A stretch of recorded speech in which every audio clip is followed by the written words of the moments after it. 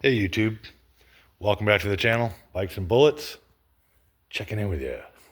Tractor video.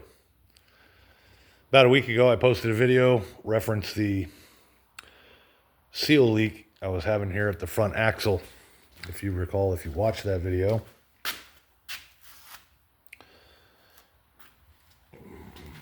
Cleaned up the tractor, been letting it sit in here. I got those seals, and I was also waiting on a vent kit made by Otis Industries. Pretty nice people. They were really prompt in helping me find the right size for this tractor. They generally do not make their kits for anything other than John Deere. They've got 3 different types and sizes for the John Deere.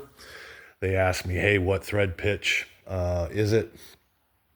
Didn't really ask me the length of the dipstick. Reason for that, on the TYM, on this pod here, right? And there's the factory one-way vent right there. On the John Deere, it sits more or less on the axle, right? And their kit is meant to run a hose and then up underneath the hood. And I'm going to show you that here in a second. But their axle is configured differently for this application. But I think it's going to work. This does pivot, right? So I'm not really going to go with their install method due to the fact that it does pivot. And I'm going to install it on this side. Oh, did I tighten that up? Probably did. Yeah. There we go. So what I'm going to end up doing is I'm going to leave that factory one-way valve on the other side. Let's see. Yeah, it's still got plenty of fluid in it. Didn't really lose much. It's still within the hash mark. So I know it wasn't like gushing out of those seals. So I think honestly that it pushed out.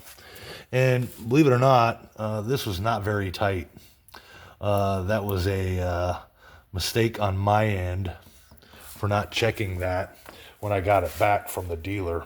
I took his word for it. Thought he figured he really buttoned it up. He didn't. He didn't really even tighten that. That was pretty much hand tight. So I just took my little socket there. And I remember when I pulled it in here, I put a wrench on it.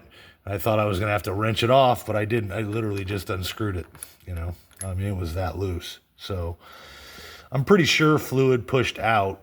And there's that possibility that it repressurized and I didn't ruin that seal. I just can't see that seal failing in under 30 hours. It's like not even 30 hours. But let me get to it so I don't run too long-winded. Pull the Argo up here.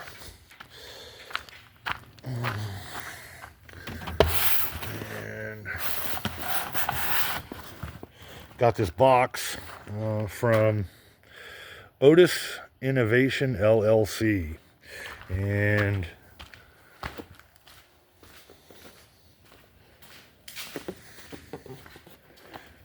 pardon the lighting in here. I went ahead and opened it. I stuck my seals in here. By the way, I did tell you, for this tractor, bad boy, right, tractors, their part numbers are the same. For their 4025 and 4035 tractors, are basically the same chassis, same axle, same. Only they've got bad boy makeup all over them. So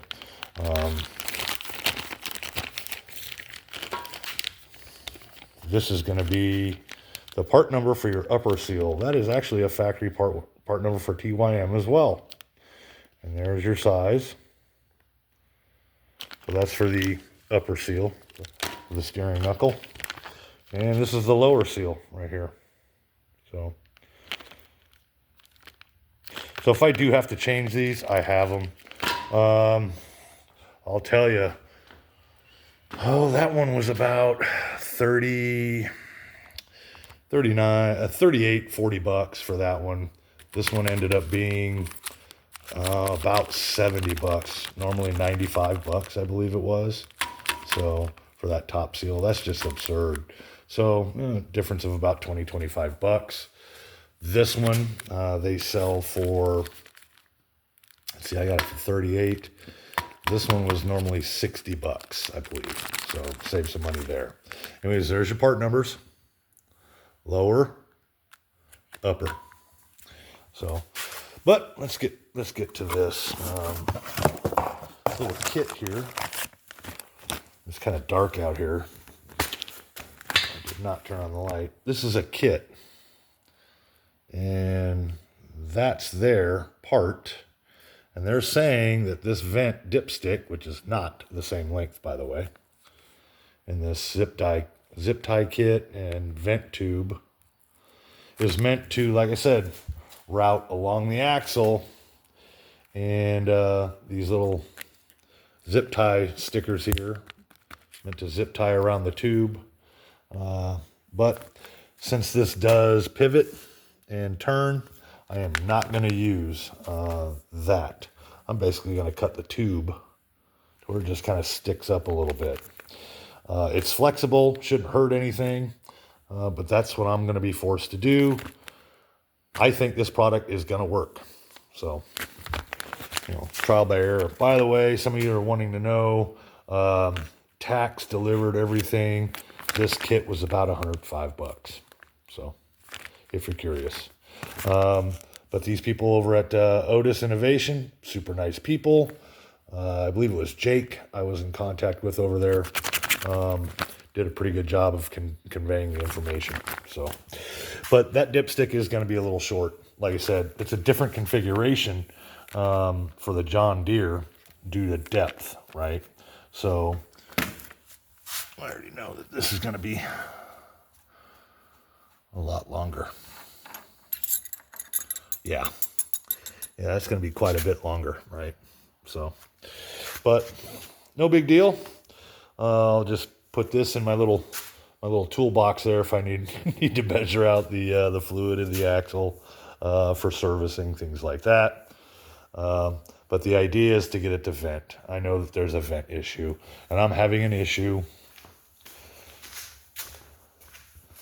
with that guy right there. So I'm not going to replace that with another one or even bother anybody about it. I'm just going to overcome, adapt with this, and deal with it. So I just think that's a bad design. It's a one-way valve. So like I said, anybody that knows anything about this, differentials, things like that, I've been dealing with that kind of thing for my whole life, with cars and what have you. All differentials need to be vented and pressure equalized, so you don't have these problems with seals and things like that. Anyways, there it is. I'm going to get to it, and when I'm done, I'm going to install this first.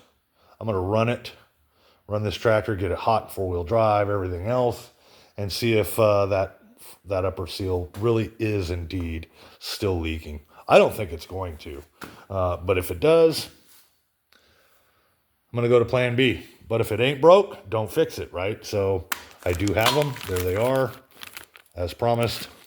So some people might think this is a waste of money. To me, it's not, because if I do have a failure on either side, I have seals, and I don't plan on getting rid of this tractor. Anyways, there it is. Went long enough. Bikes and Bullets. Thanks for watching the video. I'm out. Have a great day.